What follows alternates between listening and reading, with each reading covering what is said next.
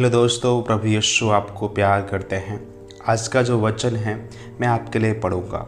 अगर आप नीति वचन की पुस्तक पढ़ोगे 3:7 पढ़ोगे तो वचन कहता है, अपनी दृष्टि में बुद्धिमान ना होना, यहोवा का भय मानना और बुराई से अलग रहना, प्रभु की स्तुति हो। यह वचन अपनी दृष्टि में बुद्धिमान होने के लिए मना कर रहा है, प्रभु की स्तुति हो। तो यहाँ एक सवाल आता है कि आखिर हम किस प्रकार से अपनी दृष्टि में बुद्धिमान हो जाते हैं या कैसे हम अपने आप को बुद्धिमान समझते हैं।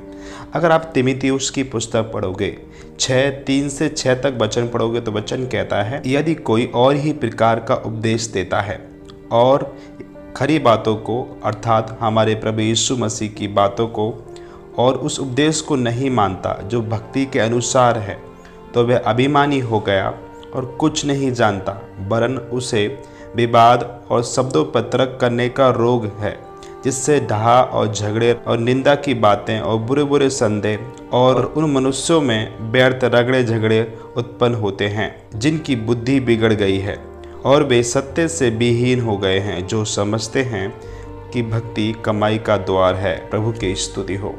यहाँ पौलुस जो अपनी दृष्टि में बुद्धिमान होने वाले व्यक्ति के विषय में पूरा जिक्र कर रहा है।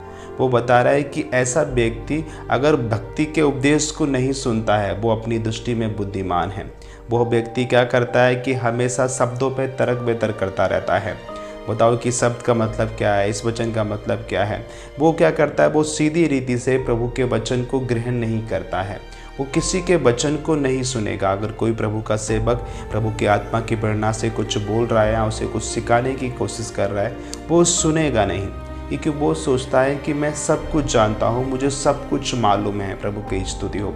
वो तर्क बरक करेगा शब्दों पे या भक्ति के अनुसार जो उपदेश है उन्हें सुनेगा ही नहीं।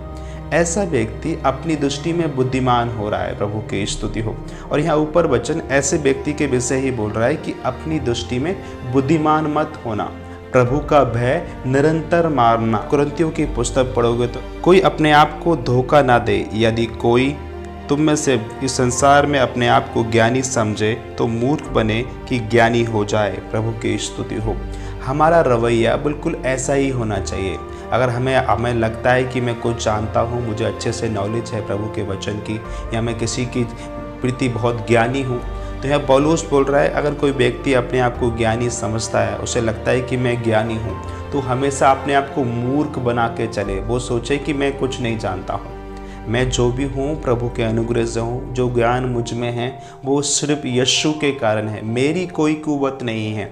मसीह जो है वो मुझ में ज्ञान है और वो ही है जो मुझे अनुग्रह देते हैं बुद्धि की बातें समझने का, और वो ही है जो मुझ में बुद्धि है। और मेरे मुंह से जो भी बुद्धि के शब्द निकलते हैं या जो भी अच्छे अच्छे काम मैं कर लेता हूँ, वो यीशु के कारण है कि वो ही है जो मुझे अनुग्रह देते हैं। जब आप ऐसे रवैया को रखोगे तो ये विनम्रता को दर्शाता है। ये दर्शाता है कि आप परमेश्वर की अधीनगी में जीवन जी रहे हो और आप एक विनम्र व्यक्ति हो।